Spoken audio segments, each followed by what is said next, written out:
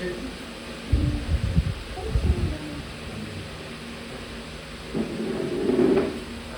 ko na kasi sana maging special.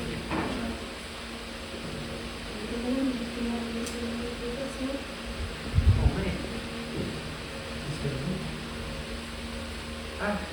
Kasi mo ako kasi nakatiligan na namin yung tickets para sa pagpapagamot ko daw sa amin. Tapos meron din na si Mr. Medyo weird lang kasi hindi naman yung ginawa yung tickets. Hindi na rin namin nalaman kung sino siya.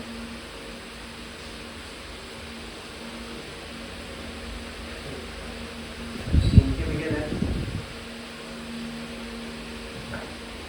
And then, baka pala pwede na ako magpatulong sa birthday surprise ko para kay Charlie. Mamimili na ako ng gamit ngayon. Pero hindi ko expect.